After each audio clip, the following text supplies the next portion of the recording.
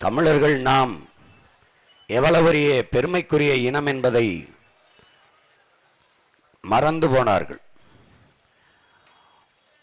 உலகில் முதலாக தோன்றிய மொழி தமிழ், முதலாக தோன்றிய இனம் தமிழினம் என்கிற அந்த மாண்பை, அந்த பெருமையை மறந்து போனார்கள்.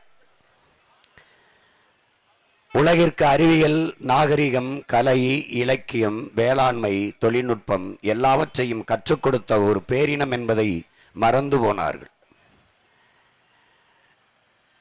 வரலாற்றில் பெருமைபட வாழ்ந்த ஒரு இனம் என்பதையும் மறந்து போனார்கள். உலகில் பல்வேறு நிலப்பரப்பை வென்று மூன்றாவது பெரிய பேரரசை நிறுவிய அருண்மொழி சோழன், அவன் மகன் அரசேந்திர சோழனின் பேரனும் பேத்திகளும் நாம் என்பதை மறந்து போனார்கள்.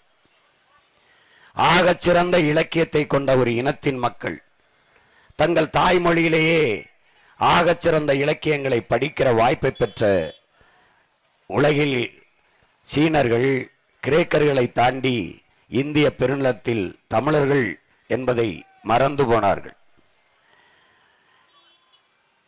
நம்முடைய பாட்டன் சீவக சிந்தாமணியிலே திருத்தக்க தேவர் சோரை ஆக்கி வைத்துவிட்டு கணவனும் மனைவியும் வாசலிலே நின்று போவோர் வருவோரையெல்லாம் எங்கள் வீட்டில் வந்து விருந்து சாப்பிட்டு ஓய்வெடுத்து செல்லுங்கள், போகும்போது வெறுங்கையோடு போக வேண்டாம், பொன்னும் மணியும் பட்டாடைகளும் அள்ளி தருகிறோம் என்று எல்லோரையும் வரவேற்று விருந்து படைத்து உபசரித்த ஒரு இனத்தின் மக்கள் என்பதை பதிவு செய்கிறார்.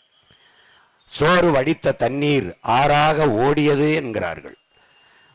சிப்பியிலிருந்துதான் முத்தெடுப்பார்கள், கரும்பின் கண்ணலின் மொழியிலிருந்து முத்தெடுத்தார்கள் தமிழர்கள் என்கிறார்கள். உலகில் கடல் பல கடந்து பல்வேறு நாடுகளுக்கு வாணிகம் செய்து மிகப்பெரிய செல்வத்தை குவித்த ஒரு இனத்தின் மக்கள் இன்று என்ன நிலையில் இருக்கிறார்கள், எப்படி வாழ்கிறார்கள் என்பதை பாருங்கள்.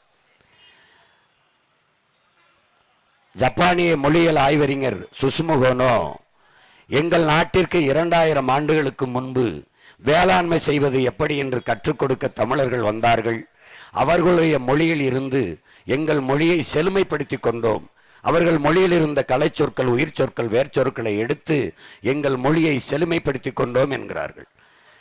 2000 ஆண்டுகளுக்கு முன்பு உலகத்திற்கு வேளாண்மை எப்படி செய்வது என்று கற்றுக் கொடுத்த ஒரு இனம் இன்றைக்கு வேளாண்மை செய்ய முடியாது, வேளாண்குடி மக்கள் கடனாளியாகி வாழ முடியாமல் தற்கொலை செய்கிற நிலைக்கு தள்ளப்பட்டு இருக்கிறார்கள் என்றால் எவ்வளவு துயரம் தோய்ந்த ஒரு கொடுமை இந்த நிலத்தில் நிகழ்கிறது என்பதை என் அன்பு சொந்தங்கள் சிந்தித்து பார்க்க வேண்டும்.